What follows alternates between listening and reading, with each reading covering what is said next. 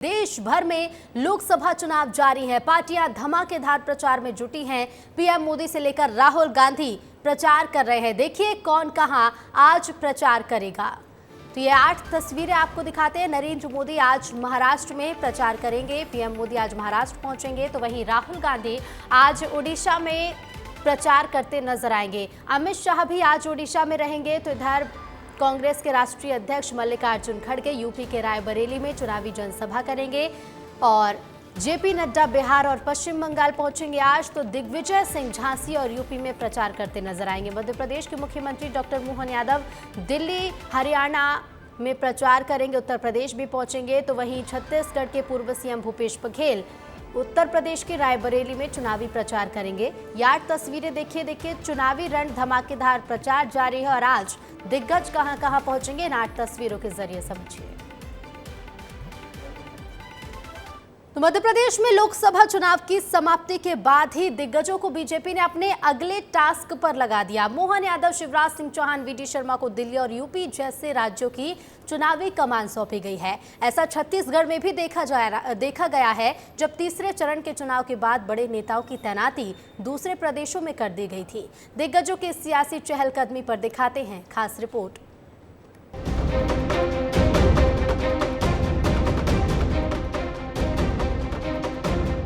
लोकतंत्र के सबसे बड़े मंदिर में 4 चरणों का चुनाव समाप्त हो चुका है। चौथे चरण की चुनाव समाप्ति के साथ ही मध्य प्रदेश से चुनावी शोरगुल पूरी तरह थम गया। अब जब प्रदेश में चुनावी शोरगुल थमा है तो बीजेपी अपने दिग्गज नेताओं का सदुपयोग करना चाहती है। लिहाजा बाकी के बचे 3 चरण के चुनाव प्रचार के लिए बीजेपी ने अपने बड़े नेताओं की तैनाती अन्य प्रदेशों में कर दी है। मोहन यादव, शिवराज सिंह चौहान और वीडी शर्मा, ये वो 3 बड़े नाम हैं जो अन्य प्रदेशों में चुनावी शंखनाद करेंगे। बीजेपी ने इन पर अपना दारोमदार जताते हुए पार्टी के लिए हुंकार भरने की कमान सौंपी है।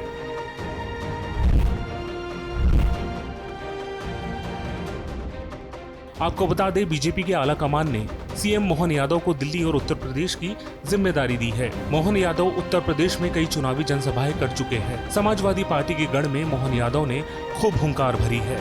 मोहन यादव उत्तर प्रदेश में वो काम करने में जुटे हैं जो बीजेपी के बड़े बड़े दिग्गज नहीं कर पाए। यूपी में यादवों की आबादी 11% है, जो सत्ता का दशा और दिशा बखूबी तय करती है। उत्तर प्रदेश की राजनीति में जातिगत वोट बड़ा मायने रखती है। ऐसे में सीएम मोहन यादव को बीजेपी ने उत्तर प्रदेश में यादव समुदाय को साधने के लिए चुनाव प्रचार करवाया है।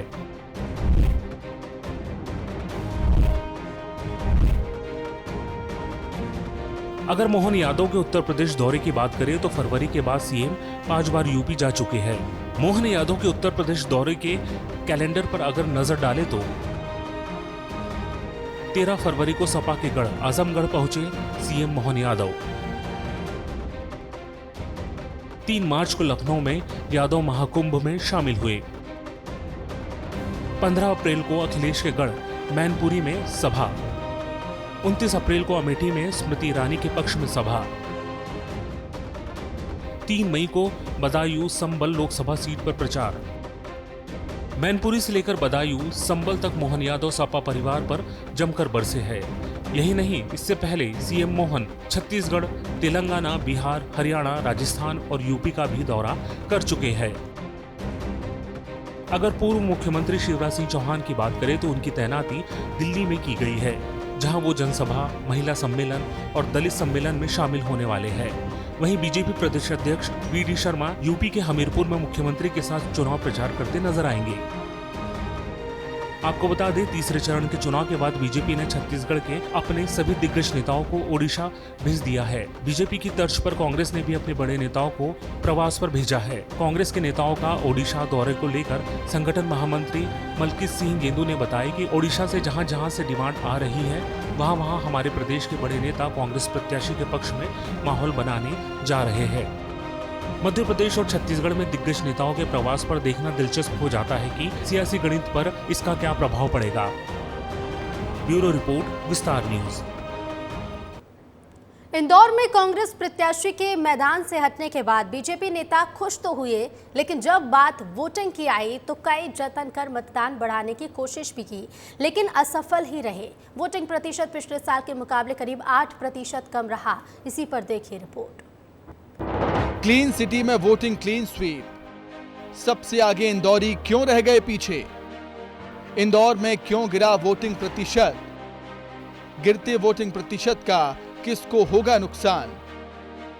चौथे चरण की सबसे चर्चित सीट थी इंदौर, जहां गिरते वोटिंग प्रतिशत ने राजनीतिक दलों के सामने चिंता की लकीरें लाकर खड़ी कर दी। दरअसल यहां साल 2019 की तुलना में करीब 8% कम वोटिंग हुई है। 25,26,803 मतदाता थे। 15.5 लाख लोगों ने वोटिंग की। लगभग 61% वोटिंग हुई। इंदौर में कम वोटिंग होगी, इसका डर बीजेपी नेता कैलाश विजयवर्गीय को पहले से ही हो गया था। इसलिए उन्होंने लोगों से अपील की थी कि बारिश के बीच भी वोटिंग करने आइए, लेकिन इंदौर के लोगों ने उनकी नहीं सुनी। जिन लोगों ने मतदान नहीं किया वे तत्काल घर से निकलकर बिना बारिश की परवाह किए मतदान केंद्र पर जाएं, वोट डालें। राष्ट्र हित के लिए, सनातन धर्म के लिए और देश के विकास के लिए और भारत को विश्व गुरु बनाने के लिए मोदी जी को वोट डालें। इंदौर में वोटिंग कम होने का कयास इसलिए भी लगाया जा रहा था क्योंकि कांग्रेस के प्रत्याशी अक्षय कांति बम ने अपना नाम पहले ही वापस ले लिया था। कांग्रेस के नेता उसके बाद नोटा मुहिम चला रहे थे ताकि बीजेपी के वोटिंग प्रतिशत को नुकसान पहुंचाया जा सके। लॉन्ग वीकेंड होने से लोगों के शहर से बाहर जाने और गर्मी के तीखे तेवर को भी वजह माना जा रहा है। पिछले चुनाव में हुई वोटिंग का क्या रिजल्ट आया था? 2019 में इंदौर में 69.56% वोटिंग हुई थी। 16,29,595 वोट डले थे। बीजेपी को 10,68,559 वोट मिले थे। बीजेपी ने 5 लाख से ज्यादा वोटों से जीत हासिल की थी। इस बार 15.5 लाख वोट पड़े हैं। कांग्रेस उम्मीदवार मैदान में नहीं था।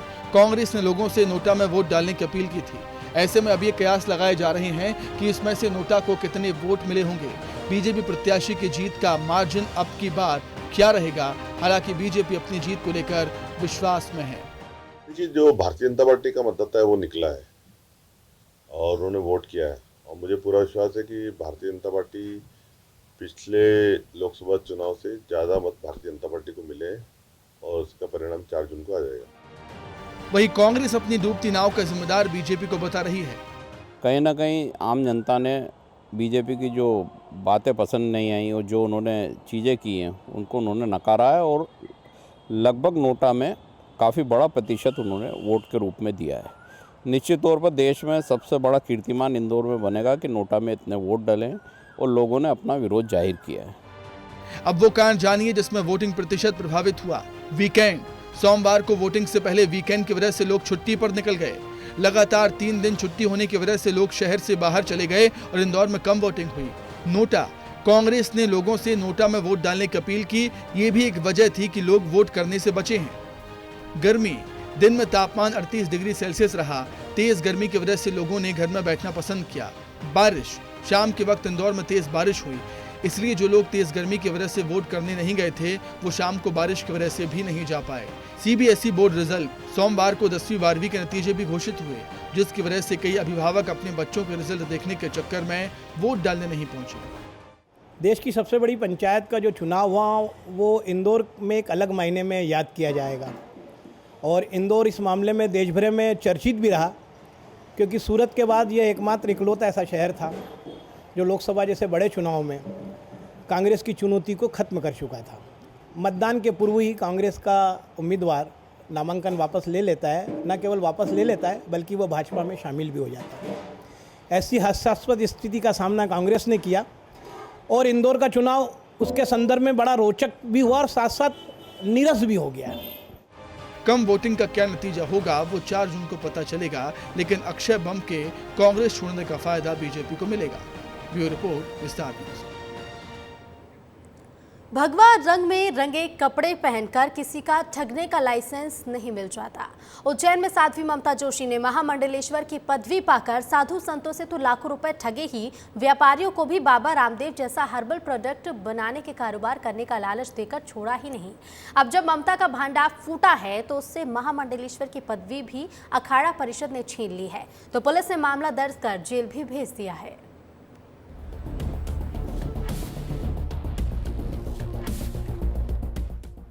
भगवा चोला में नजर आ रही ये हैं पूर्व महामंडलेश्वर मंदाकिनी पुरी उर्फ ममता जोशी, जिन पर आरोप है कि उन्होंने महंतों के साथ ठगी की है, ठगी भी धर्म के नाम पर। दरअसल मंदाकिनी पुरी ने महंतों को लालच दिया कि वो इनको महामंडलेश्वर बनवाएंगे, बदले में लाखों रुपयों की मांग भी की। लेकिन जब महंत को महामंडलेश्वर की उपाधि नहीं मिली तो उन्होंने इसकी शिकायत दर्ज करवा दी।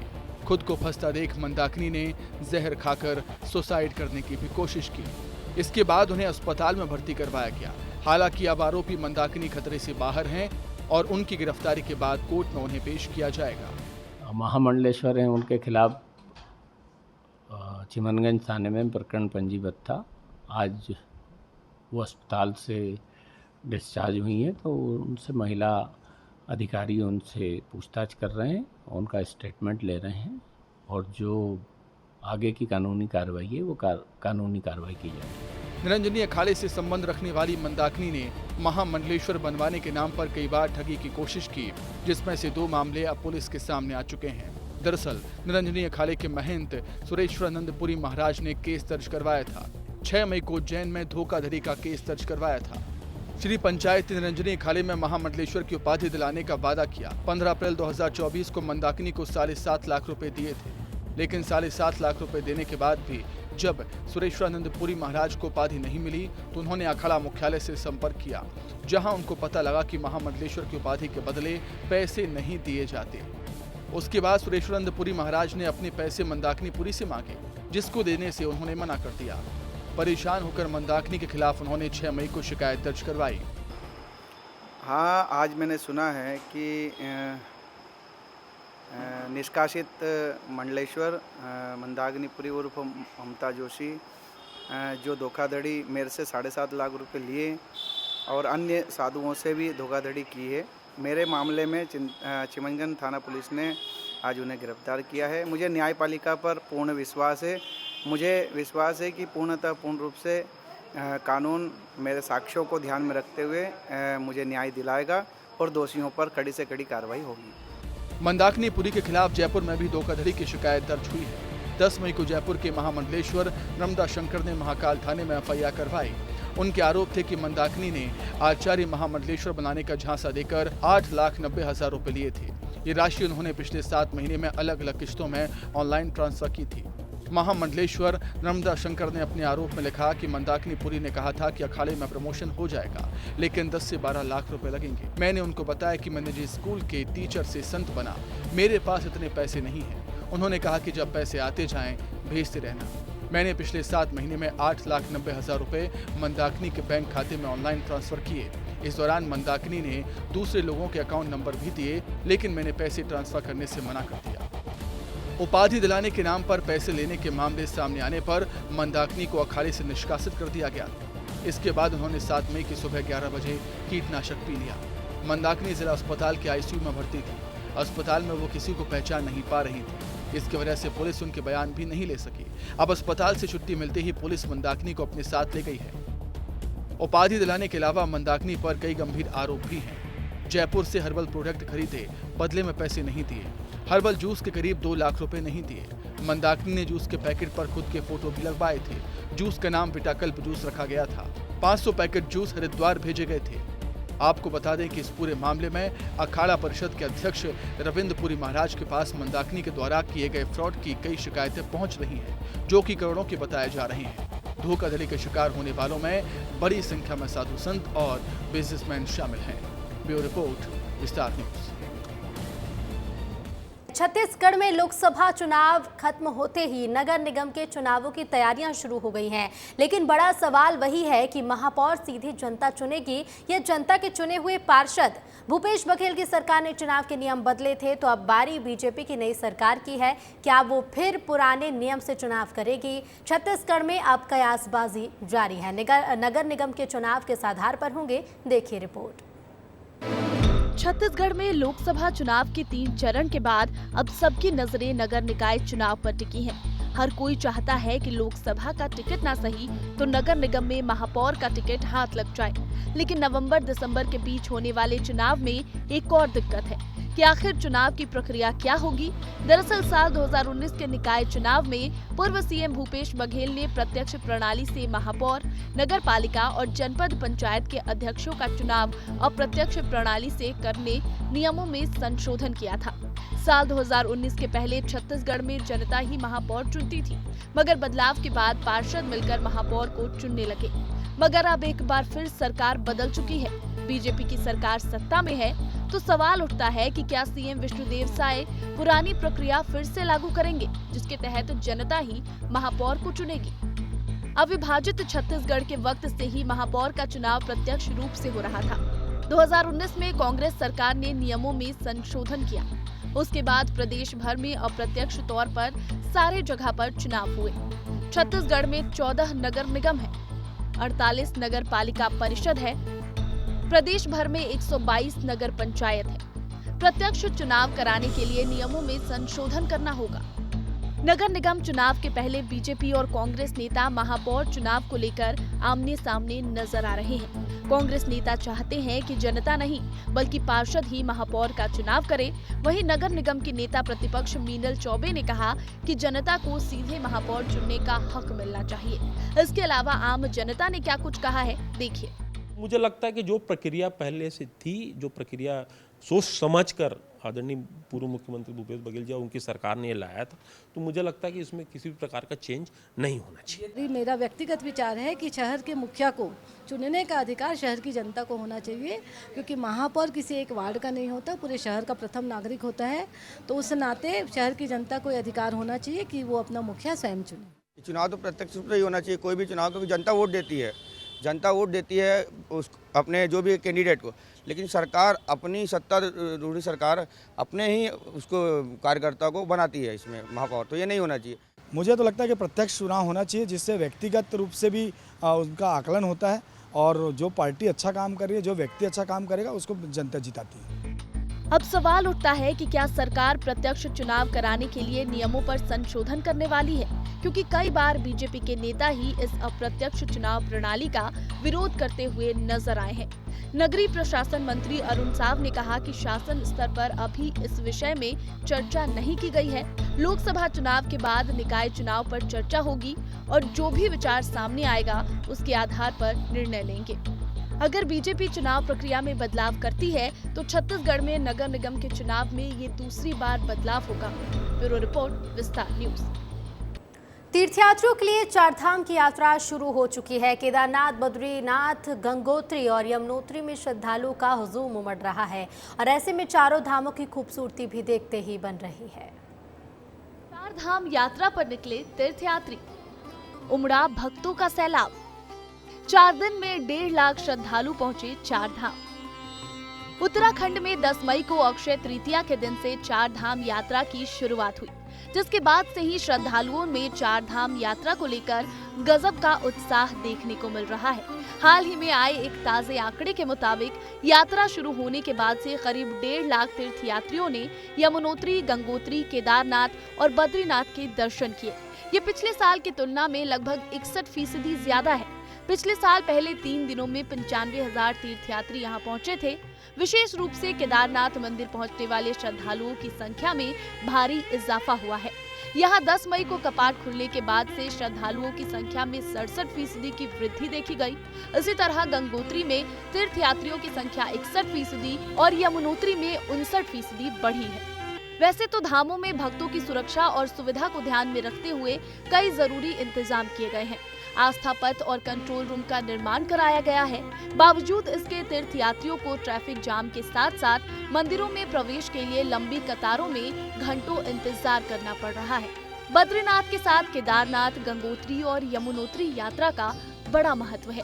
कहते हैं इस यात्रा से व्यक्ति जन्म और मरण के चक्र से मुक्त हो जाता है। ब्यूरो रिपोर्ट, विस्तार न्यूज।